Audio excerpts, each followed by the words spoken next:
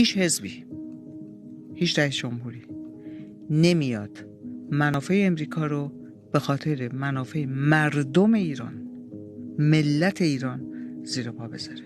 این دعواهایی که در دوران ترامپ را افتاد، در مبارزات انتخابی آقای ترامپ و بایدن و قبل از اون با خانم هیلاری کلینتون، تهمتایی که به هم زدن، این که من این کارو میکنم، من اون کارو میکنم، من به عنوان یه ناظر همش به اونایی که دیگه خیلی هیجان زده شده بودن گفتم ترامپ بیاد 2 ماه دیگه این رژیم افتاده. من چند تا شرط بستم با چند نفر، شام بردم، نهار بردم، سینما بردم، گفتم ترامپ بیاد هیچ کاری نمیکنه، خدا بیاد رئیس جمهور امریکا بشه، اگه منافعشون نباشه هیچ کاری نمیکنه.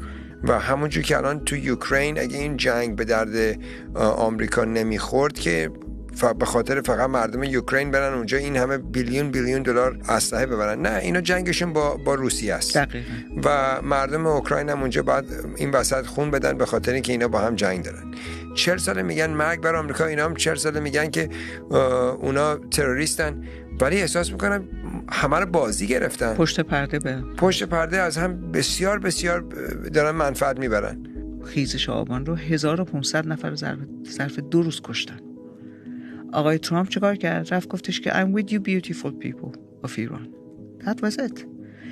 یعنی اونی که فکر میکرد که الانم باز هنوز یه دیگه خیلی طرفدارم میگن اگه ترامپ بود این 2 روزه نه آقا، اگه ترامپ بود، اگه بایدن بود، اگه اوباما بود، اگه هر کی بود، اگر منافعشون، همین حرفی که شما الان زدید، اگه منافعشون در بین نباشه هیچ کاری نمیکنن.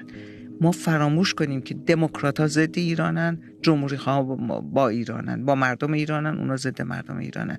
این واقعیت رو اگه قبول بکنیم، اون وقت سعی می‌کنیم به جایی که با یه حزب دشمن باشیم، با یه حزب دیگه دوست باشیم، از هر 2 تا حزب بخوایم که حقانیت مردم ایران رو بپذیرن و دخالتی در کشور بکنن در حدی که نه لشکرکشی به داخل ایران باشه، نه اینکه برن بمب بندازن روی اینا، ولی دخالت جهانی بکنن، مسئله حقوق بشر رو بکشن پیش، از سازمان ملل بندازن بیرون. آخه ایران در شورای زنان سازمان ملل چه کار میکنه؟ ایران که نه جمهوری اسلامی، کسی که این همه ستم بزن میکنه.